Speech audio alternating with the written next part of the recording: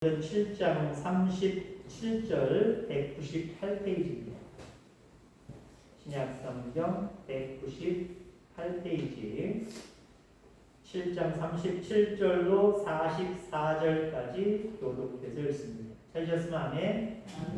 교독하겠습니다. 이스라엘 자손에 대하여 하나님이 너희 형제 가운데서 나와 같은 선지자를 세우리라 하던 자가 곧 이 모세라. 신의 산에서 말하던 그 천사와 우리 조상들과 함께 광야 교회에 있었고 또 살아있는 말씀을 받아 우리에게 주던 자가 이 사람이라. 우리 조상들이 모세에게 복종하지 아니하고자 하여 거절하며 그 마음이 도리어 애굽으로 향하여 아론더러 이르되 우리를 인도할 신들을 우리를 위하여 만들라. 애굽 땅에서 우리를 인도하던 이 모세는 어떻게 되었는지 알지 못하노라 하고 그때 그들이 송아지를 만들어 그 우상 앞에 제사하며 자기 손으로 만든 것을 기뻐하더니 하나님이 외면하사 그들을 그 하늘의 군대 섬기는 일에 버려두셨으니 이는 선지자의 책에 기록된 바 이스라엘의 집이여 너희가 광야에서 40년간 희생과 제물을 내게 드린 일이 있었느냐. 볼록의 장막과 신대판의 결을 받들었으며 이것은 너희가 절하고자 하여 만든 형상이로다. 내가 너희를 바벨론 밖으로 옮기리라 함과 같으니라. 광야에서 우리 조상들에게 증거의 장막이 있었으니 이것은 모세에게 말씀하신 이가 명하사 그가 본 그 양식대로 만들게 하신 것이라. 아멘. 아멘. 오늘도 귀한 은혜가 우리 모두에게 함께하기를 간절히 소망합니다. 나라마다 조금씩은 다르지만 우리가 교육기관의 그 기간들이 다 정해져 있습니다. 뭐 유치원이나 그 외에 뭐 여러 가지는 별도의 개인적인 옵션들, 개인적인 선택들이 다 있겠습니다만은 초등학교는 몇 년? 6년, 국민학교는 6년, 중학교는 3년, 고등학교는 3년, 대학교는 보통 뭐 4년, 뭐 더 되는 것도 있고 덜 되는 것도 있고, 대학원도 뭐 1년짜리도 있고 2년짜리도 있고 3년짜리도 있고. 자, 그런데 우리가 흔히 초등학교 6년 동안 공부하신 분도 있지만 대부분 모든 사람들이 초등학교, 국민학교 6년 동안 공부했지만 그 이상 공부한 사람들도 있겠지요. 옛날에는 그 학년을 못 올라가는 것도 있었잖아요. 그래서 4학년에서 5학년 올라가야 되는데 실력이 모자라서 4학년 1년을 또 공부하는 그런 경우들도 있었습니다. 많은 사람들이 우리의 인생을, 이 세상을 학교라고 비유합니다. 그럼 여러분들 몇 학년까지 공부하셔야 될까요? 몇 년? 그건 다 개인적으로 달라요. 우리가 흔히 몇십, 몇 세, 그러면 몇십, 10단위는 학년을 얘기하고 단자리는 반을 얘기하죠. 저는 누구한테 당신 몇 학년 몇 반이야? 저는 5학년 4반입니다. 그렇게 보통 얘기해요. 쉬운 5학년 4반이 되는 거예요. 여러분들 몇 학년까지 가실 거예요? 그리고 몇 반까지 가실 거예요? 인생의 이 학교에서. 좀 많이 가시길 간절히 바랍니다. 다른 학교 정규교육은 이미 다 끝나셨지만 정규교육은 6년이면 6년 같이 받아야 돼요. 동기들과. 하나에 더하면 창피하잖아요. 근데 인생의 학년은 여러분들 좀 길게 가져가시길 바랍니다. 학년도 좀 높게 가져가시고 2학년 글쎄요, 저기 10학년까지 가실 분들이 있으려고 모르겠지만 9학년 정도까지 가시고 반은 알아서 여러분들이 선택할 건 아니지만 알아서 가시면 돼요. 적어도 앞자리가 9학년까지 가셨으면 좋겠어요. 오늘 본문에 보니까 성경에서 딱 한 번 나오는 이야기가 오늘 본문 속에 나와 있습니다. 그 내용이 무엇이냐면 38절 중간절입니다. 광야교회. 광야교회라고 하는 표현을 성경에서 다른 데서 한 번도 사용하지 않았어요. 오늘 스데반의 설교인 이 본문에서 딱 한 번 설명하고 있고 이야기하고 있습니다. 그냥 광야라고 이야기하면 되는데 광야 교회라고 이야기를 하고 있어요. 자, 그러니까 이스라엘 백성들이 있었던 광야 자체가 교회였다는 거예요. 물론 모세를 통해서 성막을 지어서 거기에 모여라, 거기서 제사 지내고 이런 모습들이 있었습니다만은 살아가는 그 광야의 삶 자체가 학교와 같았다는 거죠. 하나님이 그 광야를 통해서 뭔가 이스라엘 백성들을 가르치고 싶은 것이 있었다는 거예요. 자, 우리도 물론 이 성전 있습니다. 우리가 섬겨야 될, 우리가 활동해야 될 성전이 있단 말이에요. 이것만 성전이 아니라 그런 중요한 본질적인 성전은 우리 자신을 얘기하는 거고요. 오늘 본문 속에 광야 학교를 얘기하면 한마디로 우리가 살아가고 있는 세상 학교거든요. 여러분 그렇잖아요. 어떤 목사님들은 자연으로 나와서 말 그대로 목회자 야유회나 아니면 가족 단위로 어디 놀러가고 하는 걸 대단히 불경스러운 목사로 취급하는 목사님들도 있어요. 기도해야지, 그 시간에 신방해야지, 말씀 봐야지, 어디 목사가 놀러 가냐고, 어디 나들이 가냐고.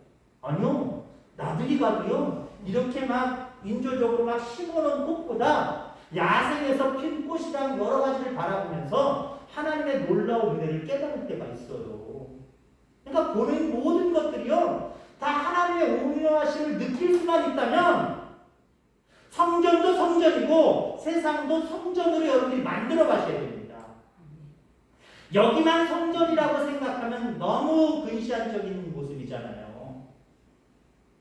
우리가 살아가고 있는 모든 세상도요, 그 세상 속에서 만나는 사람, 당하는 모든 환경들, 그 속에서 배우라고 하나님이 학교 보내신 거예요.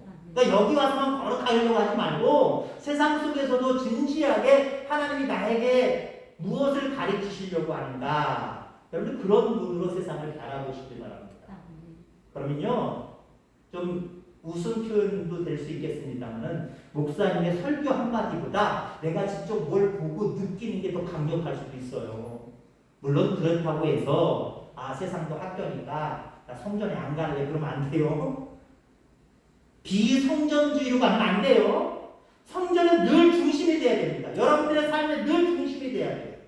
주일이 모든 날의 중심이 돼야 되는 것처럼, 일주일의 중심이 돼야 되는 것처럼, 교회는 여러분들의 모든 삶 가운데 중심이 돼야 돼요. 여기 모여서 기도하고, 여기 모여서 하나님 만나고, 여기 모여서 하나님의 말씀을 받고, 또 세상의 학교로 또 흩어지는 거예요. 거기서도 또 배우는 거예요.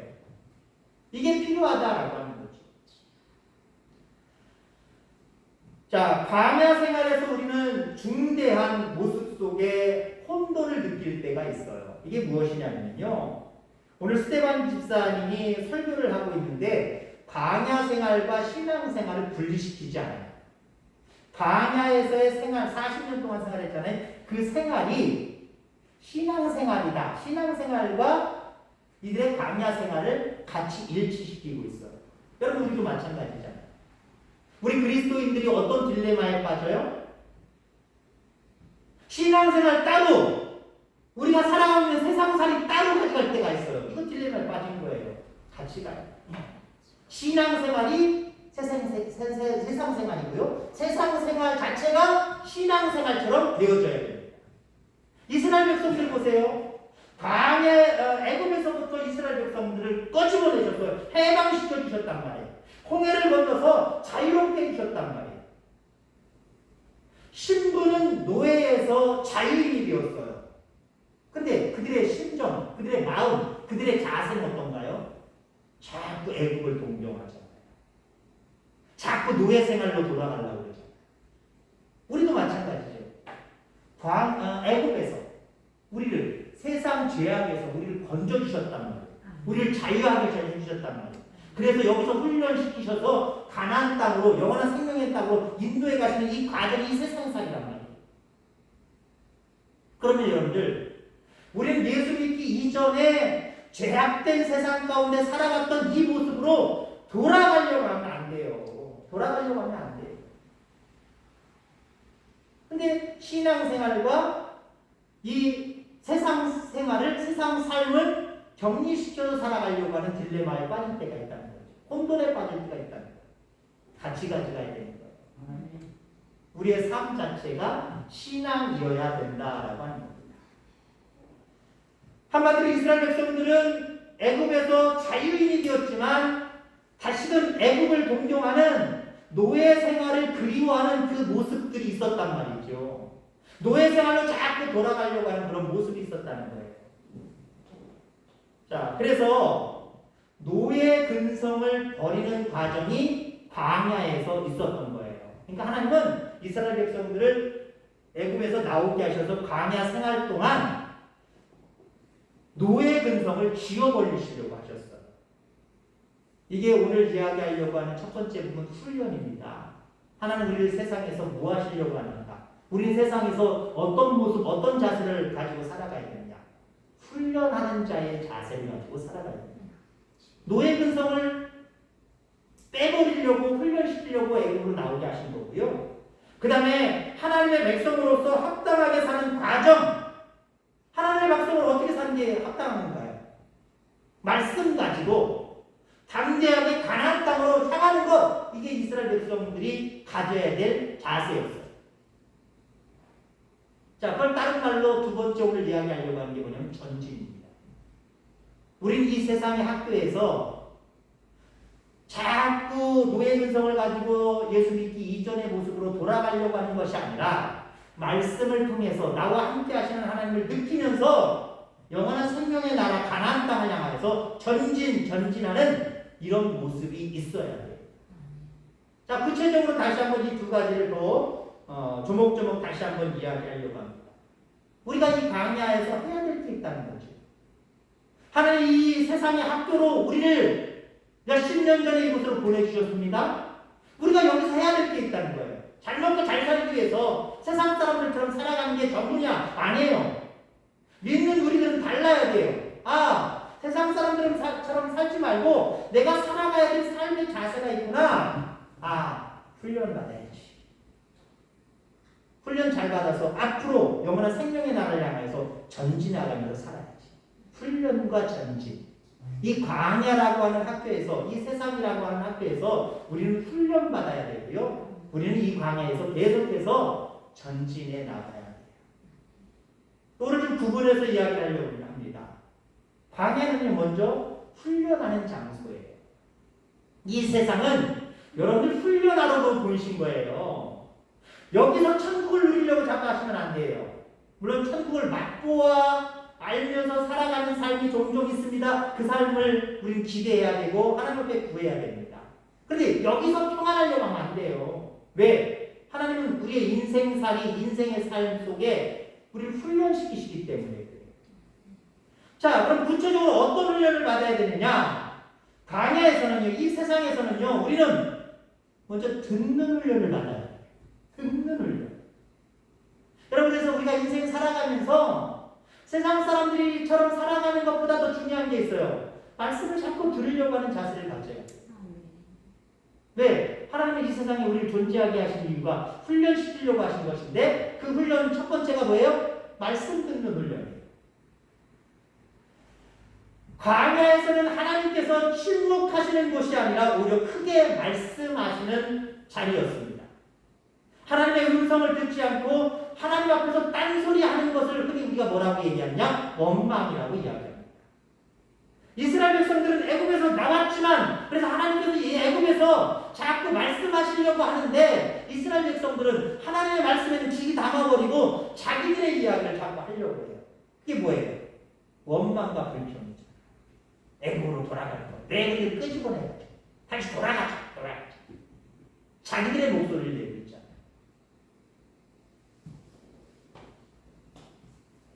그들은 어떻게 됐습니까?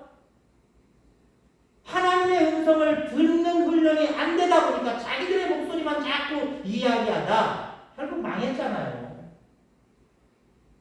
하나님 말씀 듣지 않고 들어도 그 말씀대로 순종하지 아니하고 어떻게 됐어요? 여호수아 갈렙 그 말씀을 청종하고 들었던 두 사람을 제외하고 애굽에서 나온 1세대들은 다 죽었단 말이에요. 다 망했단 말이에요. 멸망했어요. 듣는 훈련이 안 돼서 그렇기 때문에. 여러분 중요한 게 있어요. 우리가 흔히 죄악된 세상 속에 있다가 예수 그리스도로 말미암아 구원받은 것을 광야에서 가나안 땅으로 애국에서 광야로 나왔다 이렇게 표현하잖아요.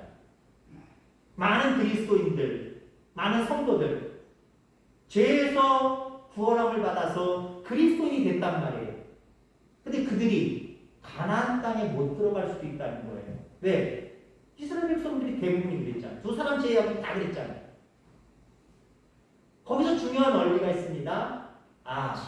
그래서 예전에 과거에 누가 나를 전도해서 내가 마음이 감동받아서 주님이 주신 그 선물, 믿음을 통해서 내가 주를 예수로 영접하고 이제 나는 제사함을 받은 하나님의 자녀가 되었구나.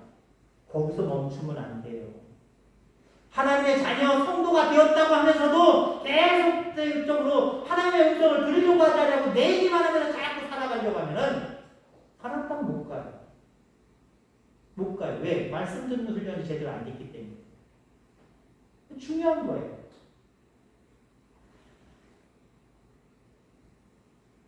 이스라엘 백성들이 여리고성을 함락하는 과정을 보세요. 이제 광야 생활 40여 년 다 마치고 이제 요단을 건너서 첫 번째 맞이했던 성이 여리고성이잖아요.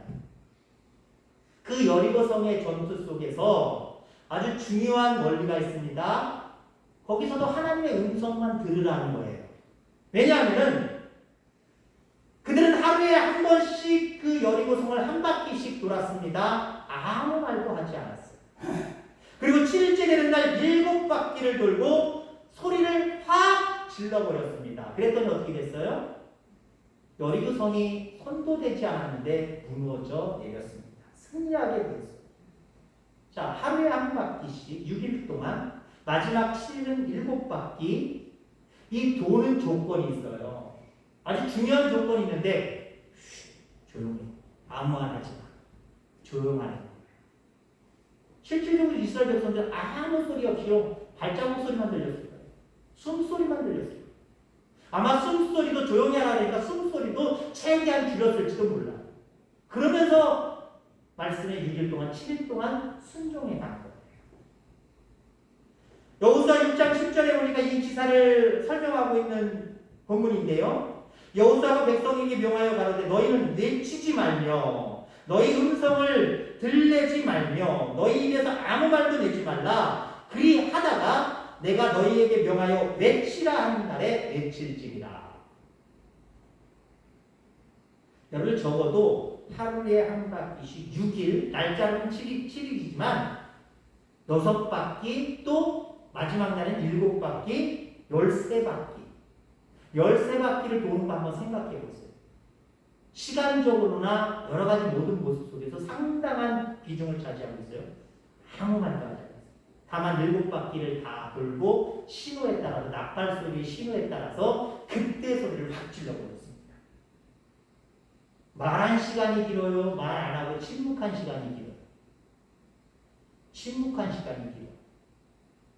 그랬다고 해서 우리 인간적인 관계 속에서 누구를 만나면 나 말하지 말아야지 그러지 마시고요. 하나님과의 관계 속에서 우리는요. 내 말을 줄여야 돼요. 하나님과의 관계 속에서의 내 말은 기도 아니면 불평밖에 없는 거예요. 내가 지금 기도를 드리고 있는 건지 아니면 하나님 앞에 불평을 얘기하고 있는 건지 이것만 잘 구별하시면 돼요. 기도는 많이 해도 상관없어요.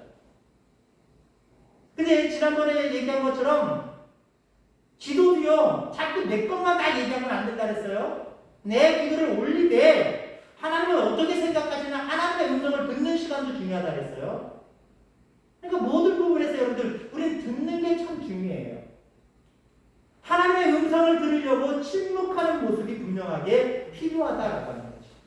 자, 광야에서는 하나님이 우리를 훈련시키시는데 우선 우리가 듣는 훈련이 되기를 원하십니다. 그런데 하나님 말씀이 자꾸 듣고 싶어서 자꾸 몸살이 나셔야 돼요. 드라마 하루하루 안 보면 아이고 어떻게 됐나 시간만 되면 드라마 내일 연습극 주말 연습극 이거 틀어놓으시는 것처럼 주님 전에 모여야 되는 그 시간에 자꾸 내용이 궁금해지고 하나님 말씀이 어떤 말씀인가 궁금해지고 그래서 반드시 이 말씀의 자리 듣는 자리를 찾아 나오셔야 돼요. 왜? 그러려고 세상에 우리를 존재있게 하시는 거예요. 자, 그러면 또 우리는 어떤 훈련을 받아야 되느냐? 하나님만 의지하는 훈련을 받아야 돼요. 광야에서 하나님이 그들을 말을 못하게 하시고 듣는 훈련을 하시게 하시면서 또 한 가지 어떤 것을 하시냐면은 그들에게 의사표시를 하십니다. 물론 모세를 불러놓고 모세와 단독적으로 말씀하신 경우들도 있습니다만은 그것 말고 모든 백성을 대상으로 해서 하나님이 의사표시를 하신 게 있어요. 구름기둥과 불기둥입니다. 구름기둥과 불기둥을 통하여서 그리고 모세를 통하여서 가자 멈추자 이것만 말씀하셨어요. 그 얘기는 뭐예요? 나만 의지하는 거예요. 나만 따르는 거예요. 나만 신뢰하는 거예요. 너희들 생각대로 너희들 마음대로 하지 말고 나만 의지하는 거예요. 그래서 하나님께서는 이 광야 생활 가운데 우리가 자기를 믿는 데서 하나님만 믿고 의지하는 대로 나아가기를 원하십니다. 세상 사람들은 그렇잖아요. 나만 믿어 나만. 스스로에게 아니면 다른 사람에게 자기를 의지하는 거죠. 우리 그리스도인들은요, 자기를 의지하는 모습 속에서 어쩔 수 없어요. 사람은 자기 자신을 신뢰하기 때문에 자기 자신만을 믿어요. 그 누구도 안 믿어요. 나 자신을 더 신뢰하지. 그런데 삶을 살아가면서 우리는 어떤 훈련을 받아야 되느냐? 나를 의지하기보다 나를 오히려 내려놓고요. 하나님을 의지하는 훈련을 받으셔야 돼요.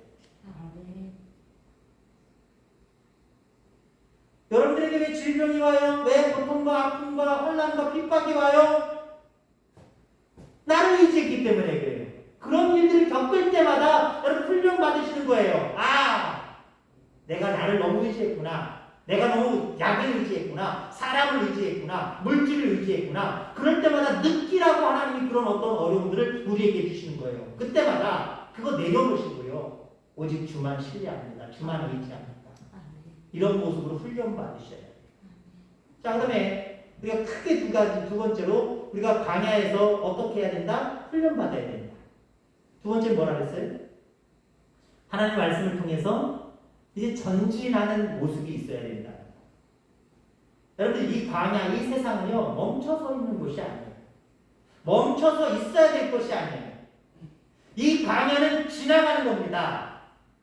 영원히 살 곳이 아니라는 거예요. 그런데 왜 지나가는 길에서 두고 갈 것들을 왜 그렇게 중요하게 여기십니까? 가지는 게 없어요. 근데 지나가는 그 길에서 왜 이렇게 많은 것들을 욕심을 내냐는 거예요. 여러분, 우리가 해외여행을 갔다 해보세요. 해외여행이든 국내여행이든 내가 원하는 거 다 돈이 있어서 사보세요. 그거 갚을 수 있나요? 못 갚아요. 국내는 그래도 나름대로 조금 쉬울 수도 있지만 해외에서는 참 힘들어요. 물론 뭐 돈 있다고 한다면 여러 가지 방법으로 다 택배 붙여서 해외에서도 올 수 있는 방법이 있겠지요. 근데 다 줄여야 돼요. 저는 2000년도 아니죠. 99년도인가요? 우리가 미국 간 거? 2000년도에 9월 달에 미국으로 갈 때 가구는 다 버렸어요. 가구는 우리 주변에서 그때 어렸을 때니까 고생하시는 목사님들 가구와 제대로 갖추지 못하고 있는 그런 목사님들 있으면 친구 목사님들한테 가져가 책도 되고 책이 얼마나 많았게요. 신학생이니까 주석책이 얼마나 많았게요. 그래서 저 서재에 보면은 주석책 그렇게 많지 않은 것 같아요. 다른 보통 목사님들이 가지고 있는 책들보다 그냥 좀 짧은 도서들은 제가 많이 가지고 있을지 모르겠습니다만은 주석책이나 그 외에 두꺼운 책들은 별로 없어요. 왜? 미국 갈 때 한번 다 버리고 갔거든요. 미국에서 뭐 맞벌이 하면서 살아가는데, 목회하면서 살아가는데, 공부하면서 살아가는데 뭐 책을 살 여유가 어딨어요. 책 별로 못 샀어요. 또 미국에서 나오는데 어떻게 했습니까? 대부분 또 버리고 왔어요. 내 식구가 뭐 그때도 내 식구지만 또 내 식구가 또 자라서 있으니까 옷이나 이런 것들은 다 배편으로 보냈습니다만은 중요한 것들, 큰 것들은 잘 못 갖고 왔어요. 그래서 지금은 물론 조금 더 이렇게 낮았지만은 가구들이나 이런 것들이 별로 없어요. 저는 탱거만 있지, 탱거만. 근데 감사하게도 우리 교회 사택은 다 그 북박이라나요? 그게 다 있어갖고 너무 감사했는데 그렇지 않으면 탱거 세워놓고 그 비닐로 덮어놓고 먼지 안 들어가게 그렇게 아마 사용했을지도 몰라요. 그럼 우리가 하나님 나라 갈 거잖아요. 영원한 생명의 나라 갈 거잖아요. 이 땅은 영원한 땅이 아니라니까요. 근데 왜 이렇게 자꾸 가지가지도 못할 것에 관심을 기울이고 거기에 우리가 왜 마음을 빼앗느냐라고 하는 거예요. 광야에서 가장 지혜로운 삶이 무엇인지 아십니까? 무엇을 더 사놓느냐, 무엇을 더 갖춰놓느냐, 이게 지혜로운 삶이 아니에요. 이 땅은 아무것도 가져갈 수 없고 우리는 영원한 생명의 나라에 가기 때문에 이 땅에서는 저 영원한 생명의 나라, 하나님 나에게 의의 멸류관 세워주신 그 나라를 향해서 나는 전진 나아가자. 그것밖에 없는 거예요. 그것밖에 없는 거예요. 다윗이 골리앗을 향해서 갈 때 형이 주는 것이나 아니면 왕이 주는 것이나 이런 것 투구나 모든 것들 다 해봤습니다. 다 벗어 던졌어요. 걸리적거리기만 해요. 앞으로 전진만 했습니다. 거기 중요한 게 있어요. 누구의 이름으로 전진했습니까? 무엇을 의지하고 전진했습니까? 만군의 여호와 그분만을 의지하고 전진해버렸잖아요. 아무것도 갖춘 게 없어요. 늘 가지고 있었던 믿음의 도구, 훈련의 도구, 그것만 가지고 있었어요. 중요한, 지금 제가 말하면서 중요한 얘기였어요. 훈련의 도구만 갖고 있었잖아요. 평상시에도 훈련했던 거잖아요. 더 갖춘 게 없어요. 더 좋은 것으로 바꾸자, 이것도 별로 없었어요. 전에부터 아마 아버지가 만들어줬든지, 아버지가 쓰던 걸 줬든지, 아니면 자기가 만들어 놨던 것인지 그걸 좀 가지고만 계속 훈련했던 도구만 가지고 그것만 가지고 만군의 여호와 하나님을 의지하여 앞으로 달려만 나갔어요. 그거예요. 여러분들. 우리가 세상에서 살아가는 방법은요. 전진하는 것밖에 없는데 우리가 훈련받던 도구 그것만 가지고 가면 돼요. 그럼 아까 앞서서 우리가 광야는 훈련받는 곳이다. 세상 교회는 광야 교회는 훈련받는 곳이다. 어떤 훈련이에요? 하나를 꺼지고 얘기하면 말씀을 연했잖아요. 말씀을 연했잖아요. 말씀만 붙들고 저 천성을 향하여서 그 말씀에 순종하면서 전진하는 것, 전진하는 게 바로 그 순종하는 모습이잖아요. 그것이 우리에게 지혜로운 삶이에요. 세상 사람들이 지혜롭게 산다고 그들을 부러워하지 마시기 바랍니다.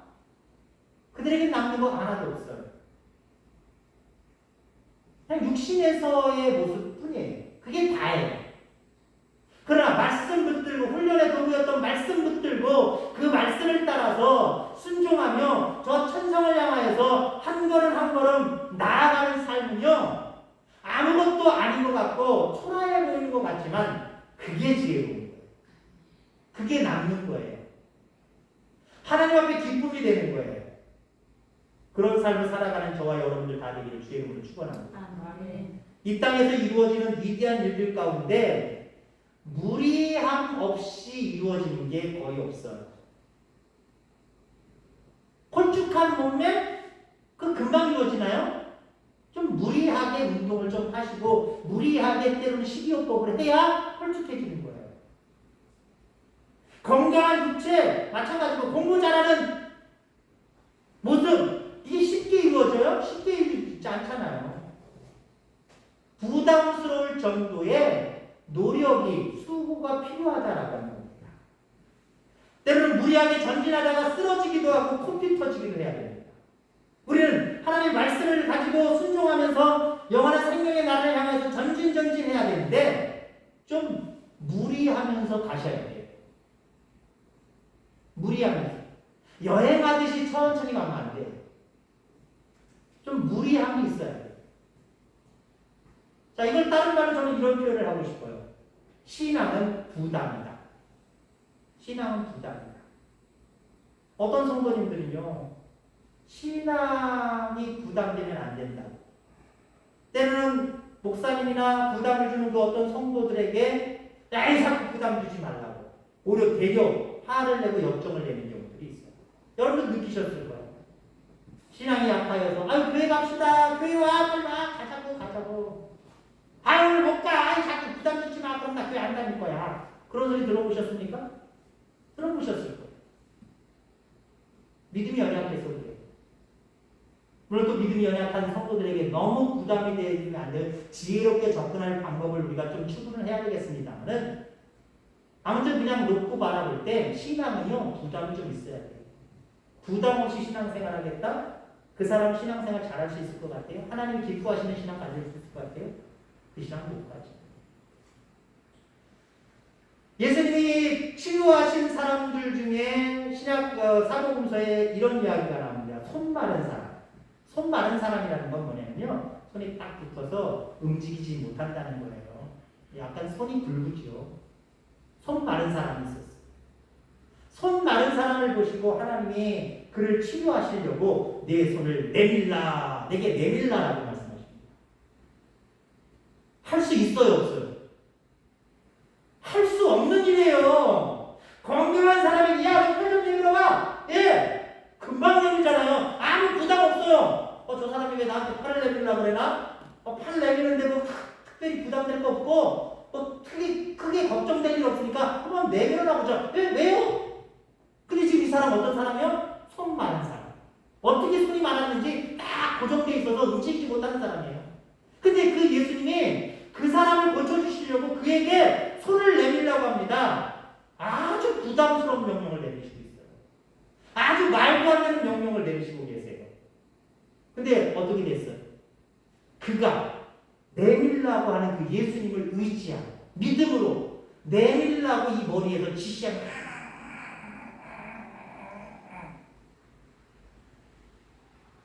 내밀 수 있는 사람이 내미는 건 아무것도 아니에요. 근데 이 사람은 내밀 수 없는 사람이에요. 없는데 예수님은 내밀라고 얘기하세요. 아주 부담을 주세요. 아주 강한 압박을 하세요. 근데 그 말씀에 순종하고 내밀려고 하니까 딱 내밀었잖아요. 치료됐잖아요. 깨끗하게 치료됐잖아요. 신앙은 그래서 부담이에요. 어떤 부담? 그리스도의 장성한 분량에 이르기까지 성장하는데 여러분들이 말씀 붙들고 전진해 가셔야 됩니다. 거기에 대한 부담을 가지셔야 돼요. 이것에 대한 부담 없이 신앙생활하고 싶다? 내려놓으시길 바랍니다. 사탄이 주는 유혹이에요. 신앙생활을 하고 싶은 유지는 하고 그냥 그렇게 가자라고 하는 건데 그 유지도 사실 안 돼요. 다 나중에는 죄송한 표현이지만 까먹게 되어 있어요. 자, 오늘 스테반 집사님이 설교하면서 광야 교회라고 이야기합니다. 오늘 이 세상은 여러분들에게 교회가 되어야 돼요.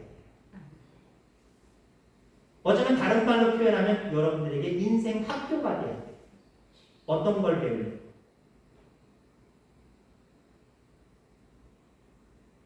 훈련하면서 말씀 붙들고 앞으로 전진해 나가는 이러한 삶을 위한 하나님께서 우리에게 주신 삶이 우리의 삶입니다. 이 세상의 삶입니다. 그저 다른 사람들처럼 살아가지 말고 이런 관점을 여러분들 인식하면서 하나님을 기쁘시게 할 정도로 장성한 분량에까지 도달하기에 부족함이 없도록 훈련받으시고 앞으로 전진해 나가는 우리 모든 성도님들 다 되기를 주의 이름으로 축원합니다. 하나님